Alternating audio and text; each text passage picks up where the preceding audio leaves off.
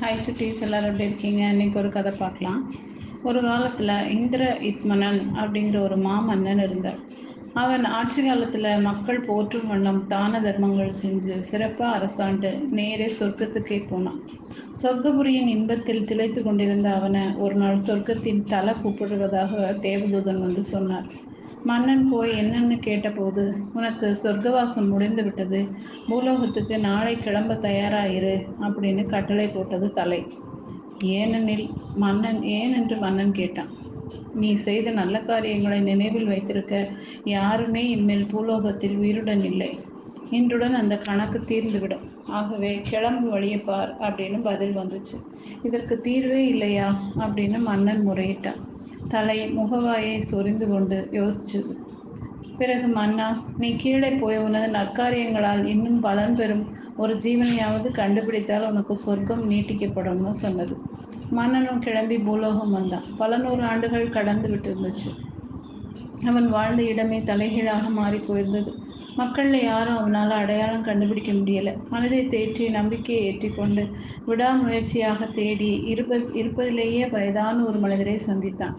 அவர்கிட்ட, ஐயா, உமக்கு இந்திரயுத்மனன் அப்படின்னு இந்த பகுதியை அரசாண்ட மன்னனை பற்றி தெரியுமா அப்படின்னு ஆர்வத்துடன் மிகுந்த எதிர்பார்த்துடன் கேட்டான். வயோதிகர் இடுக்கிய கண்களால் அவனை மேலும் கீழும் பார்த்துட்டு உதட்டை பிதுக்கிட்டார். வேண்டுமானால் என்னை விட வயதான ஆந்தை ஒன்று பக்கத்து மரத்துப்போத்தில் தூங்கி கொண்டிருக்கிறது. இரவில் அது விழித்த பின் அதை கிட்ட போய் கேளுன்னு சொல்லிட்டேன்.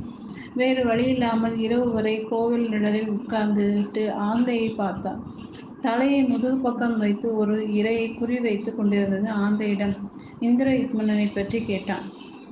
இரையை தப்பவிட்ட எரிச்சலில் ஆந்தை, எனக்கு தெரியாது. இங்கே ஒரு கிழட்டு நாரை தினமும் காலை பொழுதில் திரியும். வேண்டுமானால் அதை கண்டுபிடித்து கேள் அப்படின்னு சொல்லிட்டு தன் வேலையை பார்க்க போயிடுச்சு. காலையில் அலைந்து திரித்து நாரையை கண்டுபிடித்தான். அதுகிட்ட கேட்டபோது, எனக்கு நினைவில்லை. ஒரு பக்கத்து ஏரியில் ஒரு ஆமை கிடக்குது. அதுக்கு நினைவிற்கு வாய்ப்பு இருக்கு அப்படின்னு நம்பிக்கையை வளர்த்தி விட்டது. தூரத்தில் சொர்க்கபுரியிலிருந்து மன்னனை கூட்டி போக விமானம் வருவது மன்னனுக்கு தெரிஞ்சது. மன்னன் ஏரியை தேடி ஓடினான். அங்கே அந்த வயதான ஆமையை பார்த்தான். தள்ளாத வயதில் சிரமப்பட்டு கொண்டிருந்த அந்த ஆமை, நம் மன்னன் அதன்கிட்ட இந்திரயுத்மனனை பற்றி கேட்டான். ஆமை உடனே, ஆமாம், அவனால் தான் இந்த ஏரியும் இருக்கிறது, அதில் இருக்கும் உயிரினங்களும் நன்றியுடன் உயிர் வாழ்கின்றன அப்படின்னு சொன்னது. அப்போது மன்னன், நானே தான் அந்த இந்திரயுத்மனன். எனக்கு இந்த ஏரியை ஏற்படுத்தியதாக நினைவில்லையே, நீ ஏதோ தப்பா சொல்கிறாய் அப்படின்னு நம்பிக்கை இழந்து போய் ஆமைக்கிட்ட சொன்னான். ஆமையும், கதை அப்படி அல்லப்பா, நீ அரசாண்ட போது மக்களுக்கு தினமும் ஏராளமாக பசுக்களை தானமாக வழங்கினாய். மக்கள் அவற்றையெல்லாம் இந்த பகுதியில் உள்ள புல் தரையில் மேய விட்டுட்டாங்க. மாடுகள் தினமும் அலைந்து திரிந்து தன் குழம்புகளால் மண்ணை கிளப்பி விட்டதால் இந்த பகுதி நாளடைவில் பள்ளமாய் போய்விட்டது. மழை பெய்து நீர் பிடித்ததால் ஏரியாக மாறிடுச்சு. இந்த பகுதியின் செழிப்பிற்கே அந்த ஏரி தான் காரணம் அப்படின்னு ஆயிடுச்சு. அதை கேட்டு தான் நான் இங்கே குடியேறினேன். இத்தனை நாள் நன்றியோடு வாழ்ந்திருக்கிறேன். இன்னமும் பல உயிரினங்கள் வாழ்கின்றன, வாழப்போகின்றன அப்படின்னு சொன்னிச்சு. தூரத்தில் சொர்க்கபுரியிலிருந்து மன்னனை கூட்டிட்டு போக விமானம் வர்றது மன்னனுக்கு தெரிஞ்சது. மன்னன் பார்த்து சிரிச்சான்.